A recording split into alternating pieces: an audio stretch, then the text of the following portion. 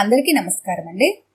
ఈరోజు మనం చంద్రలత గారు రచించిన తోడి కోడలు అనే ఓ చక్కటి కథను విందాం. ఇక కథలోకి వెళ్దాం. తోచి తోచనమ్మ తోడి కోడలు పుట్టింటికి వెళ్ళింది అంటారు. అదేమో కాని మా తోడి కోడలు మా పుట్టింట్లోనే మొదటిసారిగా నన్ను కలిసింది. అది కూడా సంపత్తో నా పెళ్లి విషయాలు మాట్లాడటానికి. నేను అప్పటికే అమెరికాలో కంప్యూటర్స్లో ఎంఎస్ పూర్తి చేశాను. ఉద్యోగంలో చేరడానికి ముందుగా నా చిరకాల సైబర్ స్నేహితుడు సంపత్తో వివాహం జరగడమే సబబని అందరితో పాటు మేము భావించడంతో ఆ వేసవిలో హైదరాబాద్కు వచ్చాను. సంపత్ డెట్రాయిట్లో జిఎం మోటార్స్ లో పనిచేస్తున్నాడు. నేను వచ్చిన వారంలోనే అతను హైదరాబాద్ వచ్చాడు. ఇద్దరము ఒకరినొకరిని కలవడం అదే మొదటిసారి. మా కలయికతో మా రెండు కుటుంబాలు కలిసిపోయాయి. కొత్త చుట్టరికాలు, కొత్త బంధువులు. ఎందుకోగాని అందరిలోని సంపత్ వదిన శారద నన్ను ఎంతో ఆకట్టుకుంటుంది. శారద ఓ చిన్న పల్లెటూరు నుంచి హైదరాబాద్కు వచ్చింది. అది సంపత్ వాళ్ళన్న అనంతును పెళ్లాడాకే. వాళ్లది రైతు కుటుంబం. పెద్దగా చదువులు లేవు. శారద డీఫార్మసీ చేసింది. పెళ్లై నగరానికి రాగానే ఓ పెద్ద ఫార్మస్యూటికల్ కంపెనీలో చిన్న ఉద్యోగానికి చేరింది. నిజానికి ఇవేవీ నన్ను ఆకర్షించలేదు. శారద నాకన్నా వయసులో 5-6 ఏళ్లు పెద్దది. ఎత్తులో నాకన్నా 5-6 అంగుళాలు చిన్నది. ఈ విషయము నన్ను ఆకర్షించేది కానే కాదు. ఆమె కట్టు, బొట్టు, మాట, మన్నన అన్నీ మామూలుగానే ఉన్నాయి. అయితే నన్ను ఆకర్షించింది ఆమె కళ్లలో కొట్టొచ్చినట్టు కనబడుతున్న ధీమా. ప్రపంచంలో నన్నెవ్వరూ ఎదిరించలేరు అన్నంత ధీమా. ఆ ధీమాని ఒత్తి చూపుతూ కొద్దిగా ఎత్తినట్లున్న కనుబొమ్మలు. నాకు తెలియని విషయం ఏదైనా ఉందా అన్నట్లు నిటారుగా పైకెత్తిన తల. ఆమె ధీమాకు పక్క తాళం వేస్తున్న చురుకైన చూపులు. ఆ చూపుల్లో నాకు అహంకారం కనిపించలేదు, అభిజాత్యమూ కనిపించలేదు. కాని ఎందుకో ఆ చూపులు నన్ను వెంటాడుతూనే ఉన్నాయి. ఎటు వెళ్లినా, ఏం చేసినా. శారద నుంచి నేను ఆశించిన ప్రశంసను పొందలేకపోవడం వలన కలిగిన భావమే బహుశా నన్నిలా వెన్నాడుతుందేమో తెలీదు. ఏది ఏమైనా నాకు తెలియకుండానే ఆమెపై ఒక ప్రత్యేక ఆసక్తి ఏర్పడిపోయింది. సంపత్ అన్నయ్య అనంత్ ఫైనాన్స్ కంపెనీ పెట్టుకున్నాడు. శారద ఉద్యోగం. వాళ్లకు ఉన్న ఒక్క పిల్లవాడిని శారద పుట్టింట్లో వదిలొచ్చింది. మావయ్య పోవడంతో అత్తయ్య కూడా శారద వాళ్ల దగ్గరే ఉంటుంది. పెళ్లి పనులన్నింటిలోనూ పెళ్లి కొడుకు తరపు పెద్ద ముత్తైదువ శారదే. అందువల్ల పెళ్లి పనులు అయ్యేలోగా అమ్మా నాన్నలకు బాగా దగ్గరైంది. సంపత్ నేను అమెరికా బయలుదేరబోతుండగా శారద వీడ్కోలు చెప్పడానికి వచ్చింది. శారద వచ్చిన సమయంలో నేను సంపత్ షాపింగ్ కు వెళ్లాము. అమ్మా నాన్నలతో శారద మాట్లాడుతుండగా నేనొచ్చాను. సంపత్ మరేదో పని ఉండటంతో ఇంటికి రాలేదు. వచ్చి రాగానే అప్పటికే కొనసాగుతున్న వాళ్ల సంభాషణలోకి నేను తలదూర్చాను. ఏంటి నాన్న, శారదని ఇబ్బంది పెట్టేస్తున్నారు? చెప్పాను కదా, నాకన్నా 5-6 అంగుళాలు చిన్నదైన శారదను అక్కాని పిలవాలనిపించలేదు. వావి వరుసలకేం గాని శారదకు ఏమీ చిన్నతనంగా లేదు. అదే ధీమా, అదే చూపు. ఏమీ లేదు చిత్ర, మీ బావగారు అనంత్ వ్యాపారం గురించి. దానికింత చర్చ దేనికి నాన్నా? చర్చించాల్సిందే. ఈ మధ్యన ఎక్కడ చూసినా పుట్టగొడుగుల్లా పుట్టుకొచ్చాయి చిట్ ఫండ్ కంపెనీలు. చాలా మంది ఇబ్బందుల్లో పడుతున్నారు. అదే చెబుతున్నాను. ఊరుకో నాన్న, ఏదైనా శుభం కోరుకోవాలి గాని. నేను అదే అంటున్నానే అంటూ అమ్మ నాకు వత్తాసు పలికింది. శారద చిరునవ్వుతో మమ్మల్నే చూస్తోంది. చిత్ర మాటలకేం గాని శారదా, ఓ మాట అడుగుతాను చెప్పు. అడగండి అంకుల్, శారద నవ్వుతూనే అంది. నాకు తెలిసి మీకు ఈ హైదరాబాద్లో పరిచయాలు గాని, పలుకుబడి గాని, వెన్నుదన్ను గాని పెద్దగా లేవు.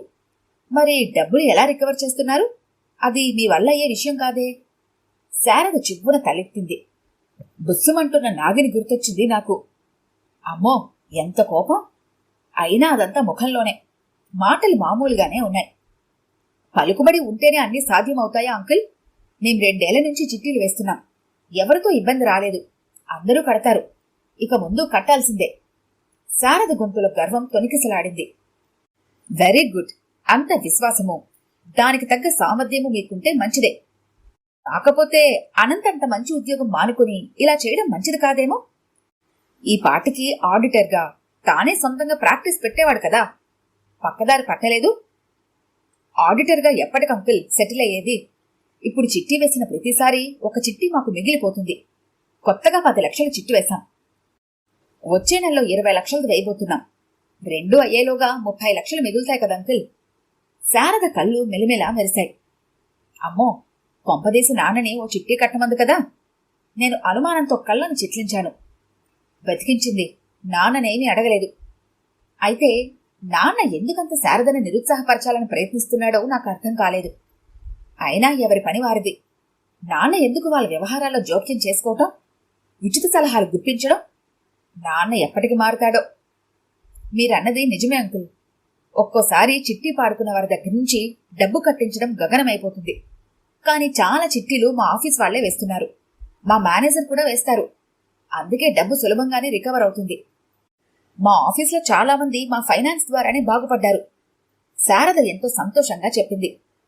శారదా, కీపుటం. నేను అభినందించాను మనసులోనే. పైకి చెప్పడానికి ధైర్యం చాలలేదు. శారద ముఖంలో విశ్వాసం మరొకరి నుంచి ప్రోత్సాహాన్ని ఆహ్వానించేలా లేదు. ఆ రోజు శారదను చివరిసారిగా కలిసింది. మేము అమెరికా వెళ్లి ఎవరి ఉద్యోగాల్లో వాళ్ళని చేరిపోయాం. సంపత్ నేను క్షణాల్ని కొల్చుకుంటూ, నిమిషాల్ని తూకమేసుకుంటూ మా రొటీన్లో పడిపోయాం. 6-7 నెలలు గడిచిపోయాయి. ఓ రోజు సమయం కాని సమయంలో నాన్న దగ్గర నుంచి ఫోన్. నేనెంతో ఆశ్చర్యపోయాను, భయపడ్డాను కూడా. ఏ ఉపద్రవం ముంచుకొచ్చిందోనని. ఎందుకంటే నాన్న ఒక వాచీకి అమెరికా టైం సెట్ చేసి ఉంటారు. వేళకాని వేళ మమ్మల్ని నిద్రలేపి ఇబ్బంది పెట్టకూడదు అని. మేమేమీ భారతీయ సమయాన్ని పాటించాం. తరచూ వాళ్ళని అర్ధరాత్రి అపరాత్రి నిద్రలేపి పలకరిస్తూనే ఉంటాం. అది వేరే విషయం అనుకోండి. ఎటూ కాని సమయంలో అర్ధరాత్రి 2:30 గంటలకు నాన్న ఫోన్ చేయటంతో చాలా భయపడిపోయాను. ఆ భయంతోనే ఓ చేత్తో ఫోన్ పట్టుకొని మరో చేత్తో గాఢ నిద్రలో ఉన్న సంపత్ను గబగబా తట్టి లేపేశాను. సంపత్ ఓ మూలుగు మూలిగి మళ్లీ ముసుగేశాడు. ఏంటి నాన్న విషయం? నేను భయంగానే అడిగాను. కంగారు పడకు.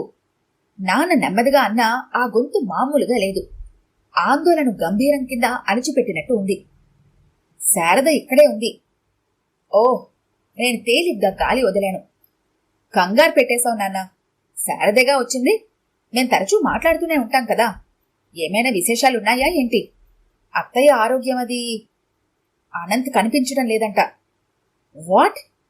నాకు తెలియకుండానే నేను హైదరాబాద్కు వినిపించేంత గట్టిగా అరిచాను. సంపత్కు నిద్రమత్తు వదలడమే కాదు, మంచం మీద నుంచి ఎగిరి నా పక్కకొచ్చి పడ్డాడు. హాయ్ చిత్ర, ఏమిటి విషయం? నేను మౌనంగా ఫోను సంపత్ చేతిలో పెట్టబోయాను. చిత్ర! ఫోన్లో నాన్న గొంతు పక్కనున్న సంపత్ గొంతు కన్నా గట్టిగా వినిపించింది. నాన్న. నాకెలా స్పందించాలో తెలియటం లేదు. సంపత్ని కంగారు పెట్టకు. విషయమంతా విని నిదానంగా చెప్పు. అనంత్ ఎక్కడికి వెళ్లాడో తెలియటం లేదు. ఈవాటికి 2 వారాలు. శారద నా దగ్గరికి ఇప్పుడే వచ్చింది. నీకు తెలుసుగా అనంత్ వ్యాపారం. చిట్టులు కట్టిన వాళ్లంతా శారదని నిలేస్తున్నారంట. నాన్న చెబుతూనే ఉన్నారు. నా కళ్ల ముందు శారద రూపం ఎదురుతోంది. నాకేం అన్నట్లున్న ఆమె కళ్ళు, ధీమాగా ఉన్న ఆమె చూపులు. నేనేం సమాధానం చెప్పానో నాకే తెలీదు. నాన్నా, తనకెలాగైనా సహాయం చెయ్యి. నువ్వు ప్రత్యేకంగా చెప్పాలా చిత్ర? నాన్న ఫోన్ పెట్టేశారు. నేను సంపత్తో విషయం అంతా నెమ్మదిగా వివరించాను. సంపత్ హడావిడి పడుతూ అనంత్ స్నేహితులకు బంధువులకు ఫోన్లు చేశాడు. అనంత్ ఎక్కడికి వెళ్లి ఉండవచ్చునన్న సమాచారం ఎవరూ ఇవ్వలేకపోయారు. నాన్నతో మాట్లాడాడు సంపత్. నాన్న లాయర్తో, ఆడిటర్తో మాట్లాడాడు. నెలలు గడిచాయి. మాకు సెలవు దొరకడంతోనే హైదరాబాద్ బయలుదేరాం. సంపత్ నేరుగా శారద వాళ్ళ ఇంటికి వెళ్లాడు. నేను అమ్మా నాన్నల దగ్గరకు.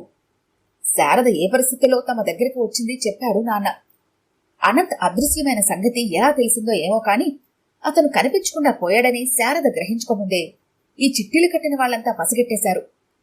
చెమటోడ్చి దాచిన డబ్బు అనంత్ దగ్గర గుమ్మరించే. మరి వాళ్ల కడుపు రగిలిపోదు? ఏం చేశారు నాన్న? చెయ్యాల్సిందంతా చేశారు. అనంత్ వెళ్లిన 3వ రోజున అనుకుంటా శారద ఆఫీస్ నుంచి వచ్చి ఇంట్లోకి వెళ్ళిందో లేదో అందరూ వాళ్ళ ఇంటిని చుట్టుముట్టేశారు. శారద ఇంట్లో ఒక్కతే ఉంది. ఆ సమయంలో మీ అత్తయ్య లేదు. ఆవిడ మీ చిన్నత్తయ్య గారింటికి వెళ్ళింది. పాపం శారద వెనక గుమ్మం తలుపు తీసుకుని కాంపౌండ్ వాల్ దూకి ఆ వీధిలో ఉన్న మున్సిపల్ పార్క్ మూల నక్కింది. వచ్చిన వాళ్ళు అరిచి ఇంటి మీద రాళ్లు విసిరారు. అనంతను శారదను బండ బూతులు తిట్టారు. ఇంటి తలుపులు పగలగొట్టి చేతికందింది తలా ఒకటి పట్టుకుపోయారు. వీధంతా రచ్చలరావిడి చేసిపోయారు. శారద ఎంత ధీమాగా ఉండేది! నాతో చెప్తూ ఉంటే నాక ఏడుపాగలేదు. నాన్న గొంతు రుద్ధమైంది. ఇలా జరిగి ఉండవచ్చునన్న ఊహ కూడా నాకు రాలేదు. నేను నిర్ఘాంతపోయాను. నేనైతే శారద ఏ అఘాయిత్యమో చేసుకుంటుందని భయపడ్డాను. అమ్మ బాధగా నిట్టూర్చింది. ఇంత జరిగినా శారద మాకు చెప్పిందనుకున్నావా? ఎవరో మాట వరుస కంటే నేను అమ్మ విషయం తెలుసుకుందామని వెళ్ళాం. అభిమానం కల పిల్ల ఏనాడన్నా మాటపడి ఎరుగునా? పాపం ఎంత మొహమాట పడింది మాతో విషయం చెప్పడానికి. ఏదో సామెత చెప్పినట్టు మొగుడు మొట్టినందుకు కాక తోడుకోడలు నవ్వినందుకు ఏడ్చిందట వెనకటికి ఎవరితో. చిత్ర, శారద వ్యవహారంలో నువ్వు కాస్త జాగ్రత్తగా ఉండమ్మా. మధ్యలో నువ్వొకటి. శారదను చూసి నవ్వేటట్లు ఉందా ఇప్పుడు పరిస్థితి? అమ్మ మాటలకు అడ్డొచ్చాడు నాన్న. నాన్న, ఇంతకీ శారద మన ఇంటికి ఎలా వచ్చింది? అదిగో నీ అమ్మే రోజు వెళ్లి కబుర్లు చెప్పేది. అయినా మన ఇంటికి రావాలని శారద ఎందుకు అనుకుంటుంది? ఆ చిట్టీలు కట్టిన వాళ్లలో ఎవరో పోలీస్ కేసు పెట్టారు, మరొకరు ఏకంగా గూండాల్నే పంపించారు. బాప్రే, నా గుండె జారిపోయింది. ఒకరోజు ఆ రౌడీ వెధవ అర్ధరాత్రి ఇంటి మీదకొచ్చి పచ్చిగా ప్రవర్తిస్తుంటే వెనక గుమ్మంలోంచి పారిపోయి వచ్చి ఓ ఎస్టీడీ బూత్ నుంచి ఫోన్ చేసింది. నేను అమ్మ వెళ్లి తీసుకొచ్చాం. మేం వెళ్లేసరికి తల మీదుగా ముసుగేసుకుని బూత్ వెనకాలి నక్కి నక్కి కూర్చొనుంది. నాన్న కాసేపు మౌనం వహించాడు. శారదను అలా చూసేసరికి నా కడుపు తరుక్కుపోయిందనుకో. ఎవరి కన్నబిడ్డైతేనేం కాని ఈ కర్మ పగవాడికి కూడా వద్దు తల్లి, వద్దు. అయినా శారద కన్నవాళ్లు ఎంతటి కర్కసులో. విషయం తెలిసాక శారదకు సహాయం చేయకపోగా శారద కొడుకును తెచ్చి ఇంట్లో పడేసి చక్కా పోయారు. ఆడపిల్లలు పుట్టింటి మీద పుట్టెడు ఆశలు పెట్టుకుంటారు కదా, దుర్మార్గులు అదీ లేకుండా చేశారు. అమ్మ కొంగుతో కళ్ళు తుడుచుకుంది. నాకు దుఃఖం ఆగలేదు.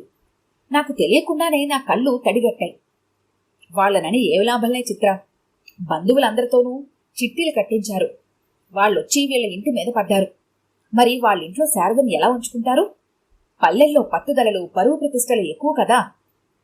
అదేమిటి నాన్న నువ్వు కూడా? నిజం అదే చిత్ర, చేదుగానే ఉంటుంది మరి. ఎన్ని సమస్యలున్నా కన్నవాళ్ళిలా సహాయ నిరాకరణ చేయటం నాకైతే మనసొప్పలేదు. అమ్మలానే. అమ్మా, మరి మా అత్తయ్య ఆవిడేమన్నారు? ఏ మాటకు ఆ మాటే చెప్పుకోవాలి. ఆవిడే శారదకు అండగా నిలబడింది. అది ఎప్పుడు?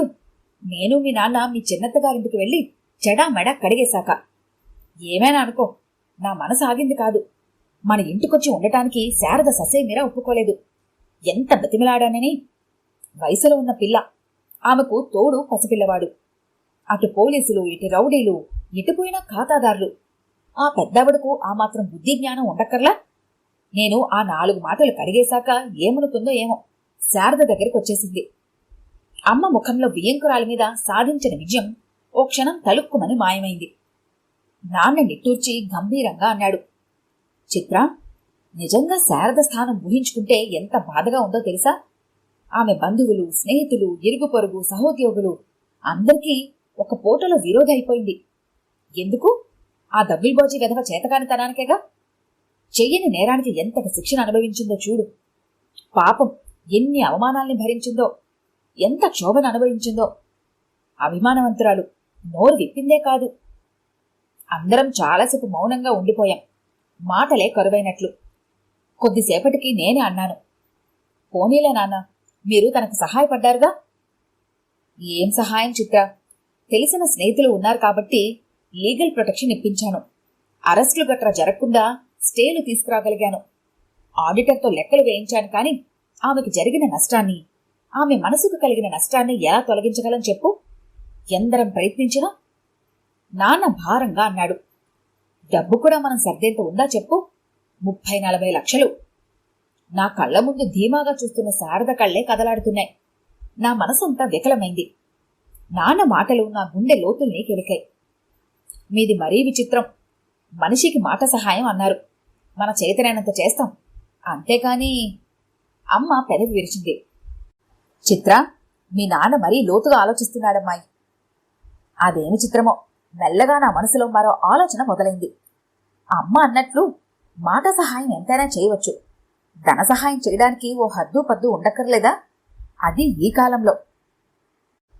ఇక్కడి నుంచి చూస్తే అమెరికా అద్భుతంగానూ ఆడంబరంగానూ కనిపిస్తుంది. అక్కడ సామాన్య జీవితం గడపడానికి మేం రెక్కల ముక్కలు చేసుకుంటున్నాం. $1 సంపాదించడం అంత సులభమేమీ కాదు. అమెరికా అవకాశాల దేశం అంటారు. అందని అవకాశాన్ని సఫలం చేసుకోగలిగిన వాడే అందలం ఎక్కుతాడు, లేకపోతే అడుసులోనే. నేను సంపత్ ఇప్పుడిప్పుడే మంచి అవకాశాలు చేజెక్కించుకుంటున్నాం. బంగారు భవిష్యత్తు ఊరిస్తోంది. ఇప్పుడు ఈ శారద ఊబిలో చిక్కుకొని మమ్మల్ని మేం కుంచుకోవడం లేదుగా. సంపత్ గబుక్కున శారదకు ధన సహాయం చేస్తానని వాగ్దానం చేస్తాడేమో. ఈ మధ్యనే అప్పు చేసి కొన్న కారు, కొందామనుకుంటున్న అపార్ట్మెంటు నా కళ్ల ముందు మెదిలాయి. మరి మా భవిష్యత్ ఏమిటి? నాలో సన్నగా మెదిలిన ఆలోచన మెల్లగా విస్తరించి మెదడంతా ఓడలో దింపుకుంటోంది. ఎలా చేయడం? ఏం చేయడం? సంపత్ని ఏదో ఆవేశం కమ్మేసింది. అన్న చేసిన తప్పును తన తలకు రుద్దుకుంటున్నాడు సంపత్. సంపత్, మై డియర్ సంపత్, మన గురించి ఆలోచించు మహానుభావా. ఎందుకో గాని నా ఆలోచనలు మాటల రూపం దాల్చడానికి, నా నోటిలోంచి బయటపడటానికి వెనకాడుతున్నాయి. నా మనసు మొద్దుబారిపోయింది, నా నాలుక మొద్దుబారిపోయింది. శారద పట్ల సానుభూతి, సంపత్ సహాయాల పట్ల అనుమానం, ఈ రెండూ కలిగించిన మిశ్రమ సందిగ్ధతతో ఏర్పడిన అనిశ్చిత స్థితిలో నేను శారదను కలిశాను. శారదను చూడగానే నేను కదిలిపోయాను. ఏది తల్లి, నిరుడు చూసినా శారద? నా నోట మాట రాలేదు. శారద ముఖంలో నెత్తిరి చుక్క లేనట్లు పాలిపోయి ఉంది. మనిషి కుచించుకుపోయి పిట్టలా ముడుచుకుపోయి ఉంది. సంపత్ను గాని నన్ను గాని కళ్ళెత్తి చూడటం లేదు. మాతో పెదవిప్పి మాట్లాడటం లేదు. అత్తయ్య సంపత్కు అన్ని విషయాలు చెబుతూ ఉంది. అనంతను, అతని వ్యాపారాలను శారద ప్రోత్సహించడం ఆవిడికి మొదటి నుంచి ఇష్టం లేదు. అలాగని చెప్పా పెట్టకుండా మాయమైన కొడుకును వెనకేసుకు రావటానికి ఆవిడికి మనసు ఒప్పడం లేదు. అనంత్ విషయాలు ఇంకా ఎన్నో శారదకు తెలుసునని ఆవిడ నమ్మకం. శారద నోరు విప్పితే చాలునని ఆవిడ సంపత్ దగ్గర ఎంతో బాధపడింది. శారద పిల్లవాడు, చిన్ను 4 ఏళ్లవాడు. మేం తెచ్చిన అమెరికా చాక్లెట్లు చప్పరిస్తూ, మేం తెచ్చిన బొమ్మలతో ఆనందంగా ఆడుకుంటున్నాడు, ప్రపంచంతో సంబంధం లేకుండా. కొత్త కోడలనైన నాకు శారదతో ఎంత చనువు తీసుకోవాలో అర్థం కావడం లేదు. అత్తయ్య మాటలతో ఎంతవరకు ఏకీభవించవచ్చునో అర్థం కావడం లేదు. ఎవరినీ సమర్థించలేని అసమర్థత నన్ను గందరగోళంలో పడేసింది. సంపత్ కూడా ఆశ్చర్యంగా ప్రవర్తిస్తున్నాడు. అసహనం, విసుగు, కోపం. సంపత్ కూడా నాలాంటి స్థితిలోనే ఉన్నాడని నా నమ్మకం. చివరికి మా మౌనాల డొల్లను ఛేదించాల్సిన రోజు వచ్చింది. మేం అమెరికాకు తిరిగి వెళ్లే రోజు వచ్చేసింది. సంపత్, నేను శారదతో ఒంటరిగా మాట్లాడటానికి సమావేశమయ్యాం. శారద వంక చూస్తూ నేను చాలా చిన్నతనంగా భావించసాగాను. బహుశా శారద నన్నింకా పరాయి వ్యక్తిగానే భావిస్తుందేమో. ఎంతైనా తోడి కోడల్ని. అమ్మ అన్నట్లు శారద నా ముందు మాట్లాడటానికి అభిమానపడవచ్చు కదా. సంపత్తో మనసుకి మాట్లాడుతుందేమో. అనంత్ ఆచూకీ తెలియకుండా మేము అమెరికా వెళ్ళిపోవడం అనేది మా ఇద్దరికీ బోల్డంత ఒత్తిడిగా, ఆందోళనగా ఉంది. నేను సంపత్ను దుఃఖంలో చూడలేను. నేను లేచి మెల్లగా గది బయటకు వెళ్లబోయాను. శారద చటుక్కున్న చెయ్యి పట్టుకుని ఆపింది. నేను ఆమె ముఖంలోకి సూటిగా చూశాను. దిగులుతో శారద శరీరం చిక్కి శల్యమైన ఆమె కళ్లల్లో అదే ధీమ, అదే మెరుపు. నేను మంత్రముగ్ధురాలుగా మౌనంగా శారద ఎదురుగా కూర్చుండిపోయాను. సంపత్ ఎంతో ఆవేశంగా ఎంతోసేపు శారదను మాట్లాడించాలని చూశాడు. శారద వంచిన తల ఎత్తనే లేదు. నా పరిస్థితి అడకత్తెరలో పోకచుక్కలా ఉంది. వదినా, ఆఖరి మాటగా సంపత్ అన్నాడు. తన పరిస్థితి ఏమిటో చిట్టీలు కట్టిన వాళ్ళకి వివరించి వాయిదాల మీద వాళ్ల డబ్బు వాళ్లకు తిరిగి చెల్లిస్తే పోయేది. అనంత్ ఇలా ఎందుకు చేశాడో నాకు అర్థం కావడం లేదు. ఏది ఏమైనా అనంత్ చేసింది బాధ్యత రాహిత్యమే, అసమర్థతే. మిమ్మల్ని, చిన్నుని, అమ్మని ఇలా నడివీధలు నిలబెట్టిపోవడం క్షమించరాని నేరం. సంపత్ దవడ బిగుసుకుంది. తనను తాను సంభాళించుకొని అన్నాడు. నెలల తరబడి ఇంకా కనిపించకుండా పోవటం. సంపత్ గొంతు తగల్లేదు. తనను తాను కూడదీసుకున్నట్టుగా సంపత్ ముఖ కవలికలు చెబుతున్నాయి. చాలాసేపు సంపత్ మౌనంగానే ఉండిపోయాడు. అనంత్ చేసిన అప్పులు, చిట్టీలు వేసిన వారి అకౌంట్లు అన్నీ లెక్కలు వేశాము నేను, మామయ్య. 30-40 లక్షలకు పైగా ఉన్నాయి. నా దగ్గర ఇప్పుడంత డబ్బు లేదు. అందరితో మాట్లాడాను. వాయిదాలపై తీరుస్తాను. పోతే శారద వంచిన తల వంచినట్లుగానే ఉంది. నా గుండె గొంతులో కొట్టుకుంటుంది. సంపత్ అనుకున్నంత పని చేశాడు. సంపత్తో విభేదించలేనంతగా కట్టిపడేస్తోంది నా ఎదురుగా కూర్చున్న శారద దైన్యం. చిన్ను చదువు సంధ్యల ఖర్చు నేను భరిస్తాను. అయితే వదినా, మీరు చెయ్యవలసిన వాగ్దానాలన్నీ చేసేసి ఇప్పుడు సంపత్ ఏ విషయం చెప్పడానికి అంత సందేహిస్తున్నాడో నాకు అర్థం కాలేదు. అతని ధోరణి మాటలు వెతుక్కుంటున్నట్లుగా ఉంది. వదినా, మీరు విడాకులు తీసుకోండి. ఇలాంటి వ్యక్తితో జీవితం అర్థం లేదు. సంపత్ ఆ 4 ముక్కలు గబగబా అనేశాడు. శారద విషయమేమో కాని నేను నిర్ఘాంతపోయాను. సంపత్ పాశ్చాత్య ధోరణిలో కొట్టుకుపోతున్నాడా? శారద రియాక్షన్ ఎలా ఉంటుందోనని ఆత్రంగా ఆమె వంక చూశాను. శారద ముఖంలో ఏ భావమూ లేదు. ఏ భావమూ లేనితనమే చాలా భయపడుతోంది. మా ముగ్గురి మధ్య నిశ్శబ్దం భయంకరంగా తాండవిస్తోంది. క్షణాలు భారంగా వెళ్లాడుతున్నాయి. చివరికి శారద నోరు విప్పింది. సంపత్, మనిషి మాయమైనప్పుడు ఎవరికిమ్మంటా విడాకులు? ఆ ఒక్క మాట అనేసి శారద చివ్వున లేచి వెళ్ళిపోయింది. సంపత్ తప్పేమైనా అన్నానా అన్నట్లుగా నా వంక చూశాడు.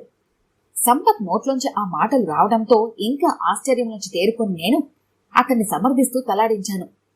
అయినా మనసులో ఉన్న ఆలోచనను మనసులోనే ఉంచుకోవాలి. ముఖాన్ని అనేసేయడమేనా? శారదకు కోపం వచ్చిందేమో. నేను శారద వెనకే నడిచాను. శారద కిటికీ ఊచల్ని పట్టుకుని చీకట్లోకి దీక్షగా చూస్తోంది. శారదా, మరోలా అనుకోకు. సంపత్ ఉద్దేశం ఏమిటంటే... చిత్ర, సంపత్ అన్నదాంట్లో తప్పేమీ లేదు. శారద ఇంకా చీకట్లోకి చూస్తోంది. ఒక్కో మాట నెమ్మదిగా మంచు కన్నా చల్లగా అంటోంది. అనంత్ అన్న మాటే నాకు అదృశ్యమైపోయినప్పుడు ఇక ఈ విడాకులు... నేను శారదని ఓదార్చుతున్నట్లు భుజం మీద చేయి వేశాను. శారద ముఖంలో నవ్వు మెదిలింది. నా చేతిని మెల్లగా తట్టింది స్నేహపూర్వకంగా. శారద నవ్వు మెల్లమెల్లగా పెద్దదయ్యింది. కొద్దిసేపట్లో శారద విరగబడి నవ్వుతోంది. నాకు ఎలా స్పందించాలో తెలియలేదు. బిత్తరపోయి వెనక్కి జరిగి నిల్చున్నాను. శారద నవ్వాపింది. గంభీరంగా అంది. చిత్ర, నేను నీయంత చదువుకోలేదు. నీకు ఉన్నంత ప్రపంచ జ్ఞానం లేదు. నేను చూసిన ప్రపంచమంతా నా భర్త చూపించిందే. అతను అరచేతిలో స్వర్గం చూపిస్తే సంబరపడ్డాను. వచ్చిన జీతాలతో ఆనందంగా గౌరవంగా బ్రతుకుతున్నాం. ఏం మాయ మమ్మల్ని కమ్మిందో కానీ ఈ మాయదారి చిట్టీల ప్రపంచంలో చిక్కుకుపోయాం. చెప్పా కదా, అనంత్ ఏది చెబితే అది నాకు వేదవాక్కు. అతను నేర్పిన పలుకులను చిలకలా వల్లించాను. నా వాళ్లందరూ ఖాతాదారులైపోయారు. అప్పుడు నాకు దాంట్లో తప్పేమీ కనిపించలేదు. శారద కాసేపు మౌనం వహించింది. నేను ఆమె ఏం చెప్తుందోనని చెవులు అప్పచెప్పేశాను. భరోసా, నా భర్త మీద భరోసా. పిచ్చిదాన్ని. ఆ భరోసాను నా భర్తే భళ్ళు నా బద్దలు కొడతాడని నేను కలలోనైనా ఊహించలేదు. శారద బద్దలైంది. నేను విధమనైనా బోల్డంత సానుభూతి దక్కేది. కానీ ఇప్పుడు... శారద వెక్కి వెక్కి ఏడవటం మొదలుపెట్టింది. శారదను ఓదార్చడానికి నాకు ధైర్యం చాలలేదు. శారద కొద్దిసేపటికి తానే తేరుకుంది. శారద మళ్ళీ మాట్లాడుతోంది. ఏదో ఇంద్రజాలం ఆమెను మాట్లాడిస్తున్నట్టుగా. నా ఇంటి వెనుక గోడ దూకి పారిపోవాల్సి వచ్చినప్పుడు, నా ఇంటి ఎదురు మున్సిపల్ పార్కులో మూలం నక్కి రాత్రంతా గడపవలసినప్పుడు ఇంతకన్నా ఎక్కువ ఏడ్చాను చిత్ర. నాతో ఉద్యోగం చేసేవాడే, నా వైపు ఏనాడు కన్నెత్తి చూడనివాడే నన్ను ఉంచుకుంటాను రమ్మని వేధిస్తున్నప్పుడు ఇంతకన్నా ఎక్కువ ఏడ్చాను. మొగుడు ఆచూకీ పెళ్లానికి తెలియకుండా ఎలా ఉంటుందని పోలీసులు కుళ్ళబొడిచి ఆరాలు తీసినప్పుడు కుళ్ళి కుళ్ళి ఏడ్చాను. అమ్మ, నాన్న, బంధువులు, స్నేహితులు అందరూ నన్ను దోషిగా నిలబెట్టినప్పుడు కుమ్మిలి కుమిలి ఏడ్చాను చిత్ర. పొట్టకూటి కోసం ఉన్న ఉద్యోగం వదులుకోలేక, అవహేళనల మధ్య అవమానాల మధ్య ఉద్యోగం చేయలేక క్షణక్షణం ఏడుస్తూనే ఉన్నాను చిత్ర. శారద నా వైపు సూటిగా చూసింది. ఆ తడికళ్ళు ఎప్పటిలా ధీమాగా తలతల్లాడుతున్నాయి. కానీ చిత్ర, నా ఏడుపులో నా కల్మషాలన్నీ కరిగిపోయాయి. నేను మల్లెపందిరి అనుకున్న నా జీవితం సాలెగూడులా కరిగిపోయింది. నావి కాని నా నమ్మకాలన్నీ, నా విశ్వాసాలన్నీ సమూలంగా కరిగిపోయాయి. నేనేమిటో నాకు తెలిసింది. ఇక నాకు ఎవరి వెనుదన్ను అవసరం లేదు. జరిగిందంతా ఆ పాపంలో పాలు పంచుకున్న దానికి చేసుకున్న ప్రాయశ్చిత్తం అనుకుంటాను. నేను శారద చెప్పింది వింటున్నాను. ఈరోజు సంపత్ నాకు సహాయం చేయడానికి వచ్చాడు. సంతోషమే. కానీ అన్న చేసిన పనికి అవమానపడుతున్న ఆవేశం తప్ప నాకు మరొకటి కనిపించడం లేదు. రేపు మీరు తిరిగి అమెరికా వెళ్ళిపోతారు. మీ జీవితం మీకుంది.